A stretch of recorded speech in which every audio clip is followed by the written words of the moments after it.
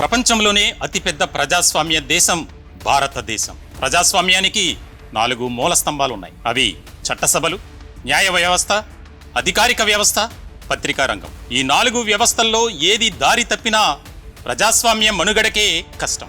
Fourth ఎస్టేట్గా పిలువబడే media రంగంలో ఆధునిక సాంకేతిక పరిజ్ఞానం ప్రవేశించడంతో కేవలం పత్రికలే కాదు, 24 గంటలు వార్తలిచ్చే satellite channels, YouTube channels, social media కూడా సమాజంలో తీవ్ర ప్రభావం చూపిస్తున్నాయి. ప్రపంచంలో ఎక్కడ ఏ సంఘటన జరిగినా క్షణాల్లో మనకు చూపిస్తున్నాయి. అంతవరకు బాగానే ఉంది. కానీ పక్కవారి కన్నా ముందుగానే తాము వార్తలు ప్రసారం చేయాలని, తాము చూపించే వార్తలే సంచలనాలుగా మారాలన్న తాపత్రయంతో కొన్ని ఛానల్స్, కొంతమంది జర్నలిస్టులు తప్పుదారి పట్టడమే అసలు చిక్కంతా. ప్రభుత్వానికి ప్రజలకు మధ్య వారధిగా ఉండాల్సిన జర్నలిస్టులు ప్రజా సమస్యల పట్ల సమాజ హితం కోరుతూ బాధ్యతగా వ్యవహరించాల్సిన జర్నలిస్టులు అత్యుత్సాహంతో తమ యజమానుల మెప్పు కోసం జర్నలిజం విలువల వలువలు వదిలేసి నిసిగ్గుగా, నిర్లజ్జగా నోటికి వచ్చిన కారు కూతలు కుయ్యడం, ప్రజలను దూషించడం ఏ మేరకు సమంజసమో వారే చెప్పాలి. తమ వ్యక్తిగత స్వార్థం కోసం జర్నలిస్టులను బలి చేస్తున్న పత్రిక, ఛానళ్ల యాజమానులు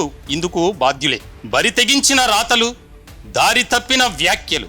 వీకెండ్ వాయిస్ బై ఎంఎస్ఆర్ ఈ శనివారం సాయంత్రం 6 గంటలకు మీ నెంబర్ 1 న్యూస్లో.